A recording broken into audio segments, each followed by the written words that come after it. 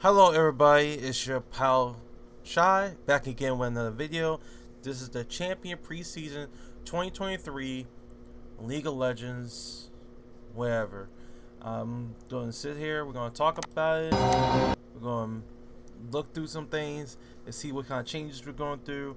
If we like some stuff, then we like it. If we don't, whatever. I'm Ryan Reeve Morales, lead producer of Gameplay on League. You might remember me from all those champion roadmaps, but today, for reasons I can't even fathom, they put me in front of a camera again to talk about all of League this time. So buckle up as I dive into some of the champions we have in development. After that, I'm going to pass the metaphorical mic over to Riot Froxon, who is going to talk to you about the recent durability update as well as our plans for preseason. So before we get into the new champions coming up this year, let's take a quick look back at the champions we've released in 2022 so far. First we had the speedy ADC Zeri, then the girl boss Renata Glass. Okay. After that, the Void Empress herself, Belva. And then most recently, the joyful Neela.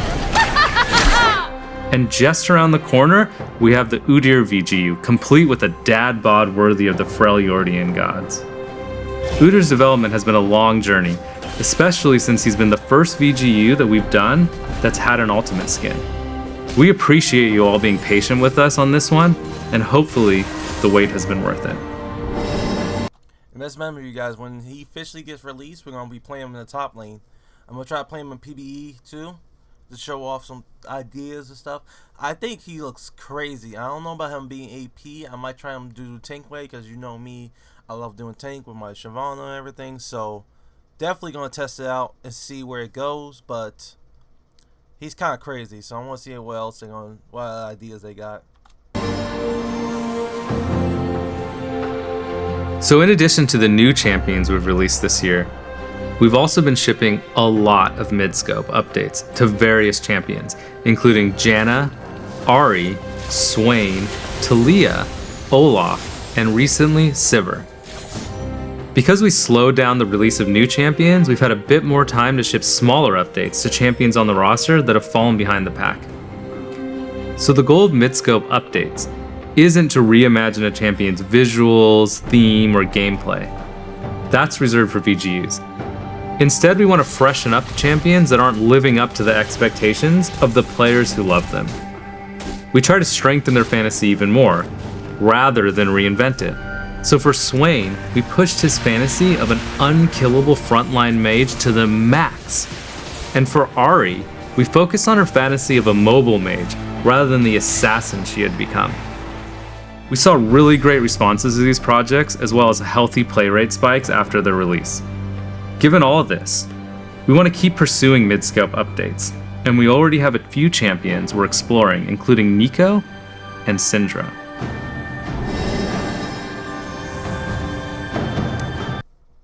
Neeko and Syndra? I mean, to be fair, Neeko and Syndra, they're not in a bad position, but I wonder what they're going to do with them. So now let's talk about some projects I've been super excited to share with you. So later this year, we have a new top lane tank hailing from Shurima, who I briefly mentioned in the last champion roadmap. This new champion will introduce a part of Shurima that we haven't explored yet, the city of Nezuma. Now Azuma is an oasis city-state in the southern outskirts of the desert, and unlike the rest of Shurima, they don't bow to Azir. Situated on one of the only water sources for miles, the people of Nezuma had to compete with giant monsters just trying to stay hydrated. It was a hard-fought struggle, but they eventually claimed the oasis as their own and built their society around it. Now, 500 years later, this new champion leads the warriors of Nezuma to hunt those same monsters, using the rare resources they gained to build their infrastructure and weapons. He actually fought one of the largest monsters the desert has ever known, creating his unique Entofos out of its rare regenerating hide. Entofos are huge, blunt weapons that can be used defensively, but at any moment, he can shatter them, revealing carefully crafted blades capable of tearing through any foe in seconds. Soon after, the hide will regenerate back to its blunt form, so he can like bludgeon the crap out of you. It's honestly quite impressive to see. But you don't have to take my word for it. The entire city-state is basically permanently impressed by him. I mean, he's Kasanti, the pride of Nezuma. You don't get that title for nothing. So after Kasanti, we will be releasing the highly anticipated Aurelian Soul CGU. To remind everybody, a CGU, or Comprehensive Gameplay Update, is a new type of update we are testing out on Aurelian Soul. So the goal is to completely reimagine A-Soul's gameplay without changing his visuals or narrative at all.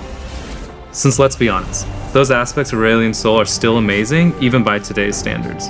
But I know what you're thinking. Less talking, Mr. Reeve, more action. And by action, we mean videos. Okay, fine. Twist my arm a little bit more, will you? Now keep in mind, the visuals are still a work in progress. One of the goals was to enhance his dragon theme. And what do dragons do? Well, they breathe fire, of course. A-Soul's new Q allows him to breathe fire for as long as he has mana to do it. But let's not forget the other thing dragons do, fly.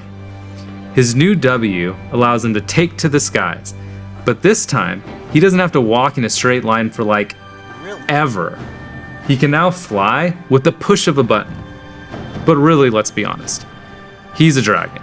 And if there's one thing more iconic than either flying or breathing fire, it's flying while breathing fire, which you can do by combining his Q and W. We did it. So after... That sounds dumb, in a way. Okay, if you flash over the wall and he just says, "Where are you going?" I gotta see the cooldown of it. It depends on the cooldown. But also, that could be kind of fucked, too. Yeah, that could be kind of fucked, because if he roams over to your lane and he gets like a movement speed for that, then you just kind of gotta get chipped out. Because I noticed that he has the vortex mechanic and everything. That's a really strange mechanic. That sounds like something Shyvana should have, but that shit would be broken for her too. Like, that just sound, I don't know. That's something you gotta test more on. After Aurelian Soul, we have a champion I've been literally dying to talk to you about. One of the things the League community hounds me about constantly is wanting to see more Darkin champions. Darkin fans are like, throw me a frickin' bone here. And believe you me, I'm right there with you, barking for some Darkin. Then one night, at around 2:34 a.m., I woke up in a fever sweat, and at that moment it hit me. I'm on the champions team. If I want more Darkin, I can just talk to the team about it. And gosh dang it, I did just that. And the team was like, heck yeah, we want more Darkin as well. We love Darkin. So yeah, long story short, we're making a new Darkin assassin. So I know what you're gonna ask next. What's the weapon? Each Darkin is trapped in some super awesome weaponry. Please tell us what it is, we must know. And while I love watching you all squirm beneath my intricate yet vague champion roadmap teasers, I'm not gonna be that cruel today. The weapons are like the coolest part about Darkin after all. So this one was actually entrapped in a dagger, which is now a Darkin dagger, of course, because that's how that works. And here's what it looks like. Ooh, so edgy, so dark. That was edgy as fuck for no reason, though. So this is an assassin. I gotta think about it, because King has one when he evolves, right? King's weapon is Darking.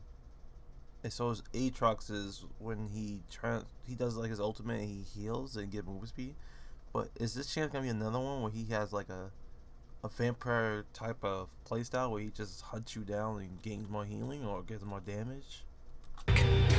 And as to who or what got a hold of these daggers, well, you'll just have to wait and find out. That's kind of scary. Another thing a lot of people have been asking to see progress on is the Ahri update that we announced at season start. Well, the ASU team has been hard at work and is ready to share some art, like the final composition seen here.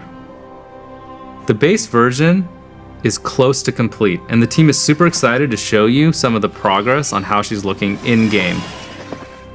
Look at all those sweet polygons. And here's a sneak peek of her updated VFX. Ari still has a ton of skins that also need to be updated, so she still needs a little more time in the Foxfire oven before we can get her in your hands. But you can expect to see her sometime early next year. So that's about it for champion news.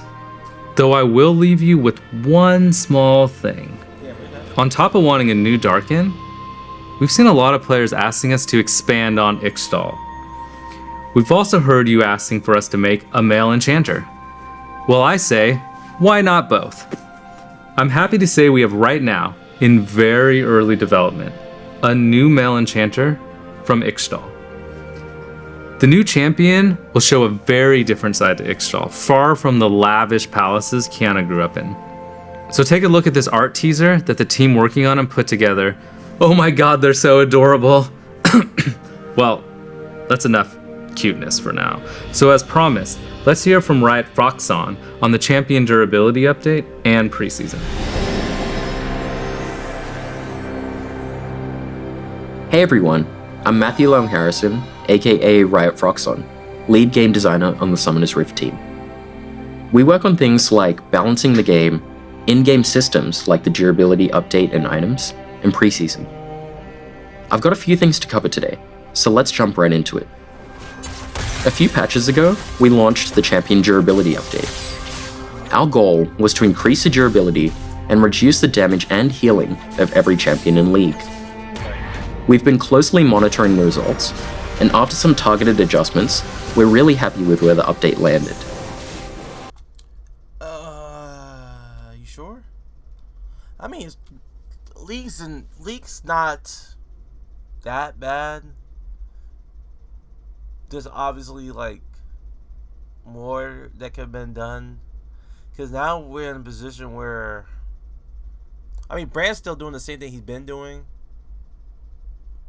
Vi's okay, and this, I don't know, it's like, it's weird because healing is not like, it's not really a big issue. It's not really a big issue because once you get green wounds, it kind of stops. It just gets annoying when you find against characters like Mundo and Fiora and stuff that heals a lot, but it's not unbearable. A lot of you have mentioned how much you like the update, and that it feels good to have fights last longer with more chances for skill expression. And we're glad that it helped make League feel fresher. That said, we don't have plans to make changes of this size outside of preseason in the future, unless it's really necessary. What we don't want is for huge changes like this to disrupt League's competitive integrity, especially in the middle of the season. Speaking of which, let's talk about our plans for preseason.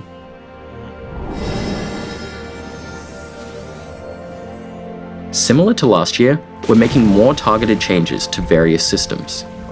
Our multi-year goal is to bring everything in League up to modern standards before doing updates on the scale of Runes Reforged, Elemental Rift, or the item update again. So for this preseason, we're updating systems including communication and vision, making the jungle more exciting and accessible, and bringing back a familiar foe. Our communication system is showing its age, especially in comparison to some of our other games.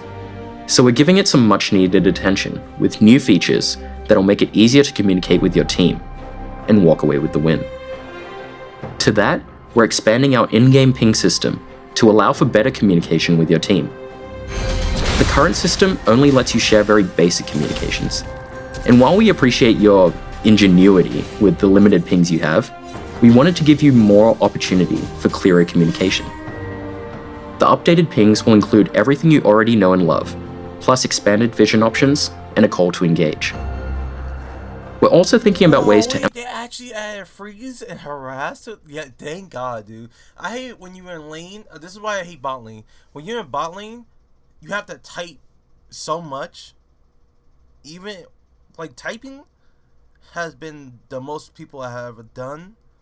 You have to careful because you have to. It's just so annoying in a little bit. I'm so glad they added that freezing, harass.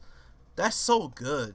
Emphasize pings with teammates, plan macro strategy for objectives, and keep track of where pings are on the map, even if they're off your screen. Thank God. In addition to the changes to communication, we're making some small improvements to the vision system, as it's a bit outdated, It's not super clear that you can swap vision trinkets, and it's definitely not clear how you can best utilize them. To that, we're exploring ways to make vision trinkets more intuitive. You'll be able to see how many wards you have on the map, and preview where they'll go when placing them in walls.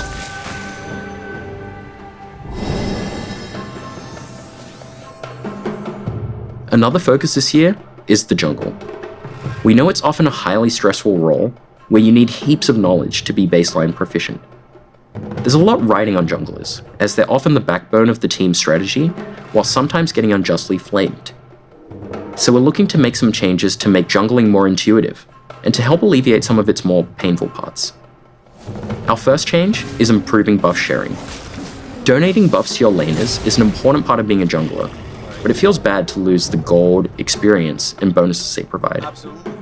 We're exploring a bunch of things to make this more painless to junglers, like buffs leaving behind a little friend that also has a buff, and a few other potential directions. This has been the biggest issue. I'm gonna continue the video. I know I'm doing a lot of pausing, but this is the biggest issue as a jungler. It's when you do, like, this is why Ivern was so good, but at the same time so bad. Because Ivern could share the buff, but at the same time,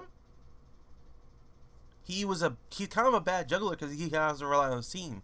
If every jungler could do what Ivern does as a passive, that changes the game so much.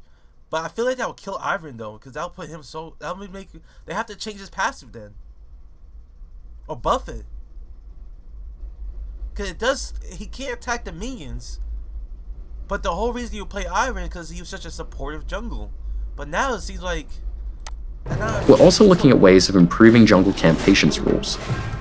The goal of this change is to make it so you don't get overly punished by accidentally pulling camps too far. You shouldn't have to know exactly what pixel to stand on to do red buff and raptors at the same time without one resetting. So we're making changes that will make it less punishing when that happens. We know some junglers like to hyper-optimize their clears, and we want that knowledge to be rewarded. We'll still keep unique, optimal clears for different champions, like Kayn starting raptors and Shaco doing whatever it is he does. All this said, we're not trying to make mastering jungle easier, but we do want to make it easier to start jungling. We still want you to be rewarded for taking the time to master your role and champions. There are some other improvements we're exploring for the jungle, but it's still too early to share more, so we'll check back in later. oh my god, it's dragging. The final preseason change we want to talk about today is the long-awaited return of everyone's favorite Drake, the CHEMTECH Drake. Favorite? That man was an abomination. What are you talking about? While we're bringing CHEMTECH Drake back from the dead, she won't bring you back from the dead anymore. Thank God. Instead, the new and improved CHEMTECH Soul grants more damage and damage reduction when you're low health. And when the CHEMTECH Drake takes over the rift, the plants on the map mutate and become empowered. For example, Scry's Bloom will grant movement speed when moving towards revealed enemies, and Blast Cone will take you further than ever before, like from blue buff to mid lane. We still have other plans for preseason, including the usual updates and tweaks to items and runes. And we'll share more information about our plans for these, and everything we discussed today as we get close to preseason. That's all I have today. Thanks for watching, and let us know what you think about everything you heard. I'll hand things back to Reeve to say goodbye. Thanks, Roxanne. So as you can see, we have a lot of exciting things in development. And as always, I've had a blast finally sharing all this cool stuff the team has been working on with all of you. That was a lot. Wait. Yeah? So I'm hearing that there is one last thing we forgot to show you all. You all remember the skin line you voted for at the beginning of the year, right? Yeah. I think it was the Gothic skin line revamp. Well, our skins team has been hard at work reimagining that skin line, and they really want to share a bit of it with you now. So it's time for me to say goodbye, bye, and time for all of you to see some sweet concept art for the new Fright Night skins.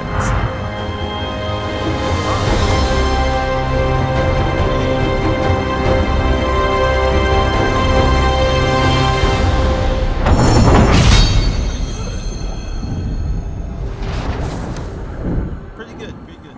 Good stuff. Visual rework, honestly.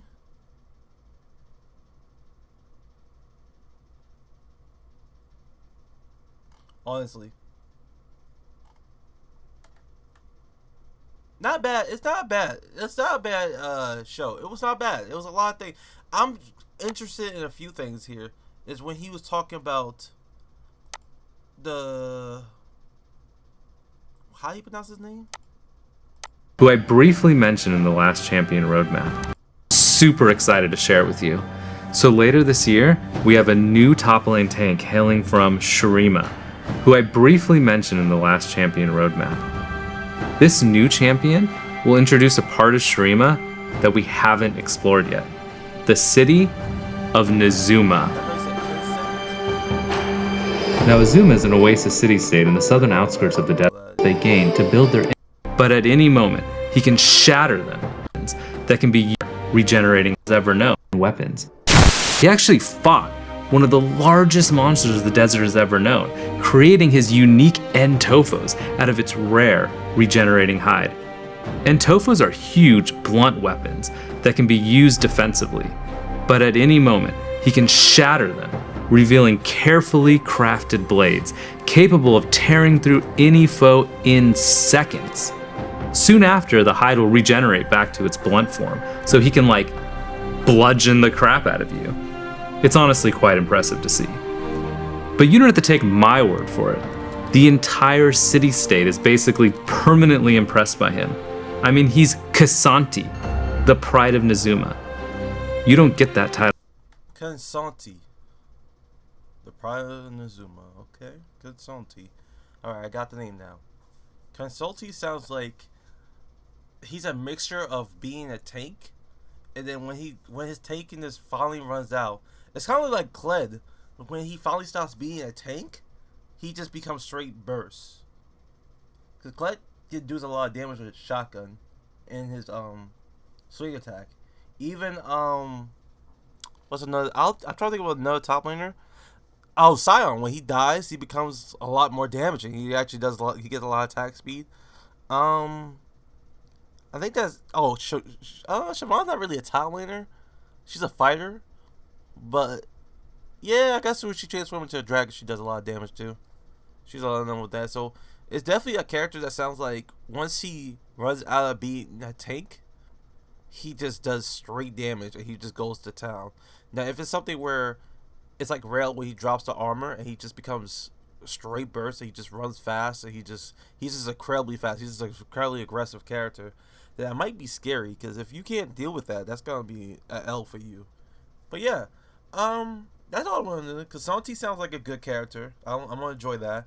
I like the visual rework of Ahri. That was really good. Aurelia's Soul sound like I gotta see more tests. I gotta see more gameplay of Aurelia's Soul to really come up with an idea. They only show a little bit of things, but the fact they changed his glide to now he can control where it goes, and then the fact now he has a fire breath. I don't know if that is an only target thing only, or will it do a lot of damage in wave. I'm not sure about that, but I don't know what his new ultimate is actually. I don't even think they changed his ultimate. Did they even touch his ultimate? I don't think they said they touched the ultimate.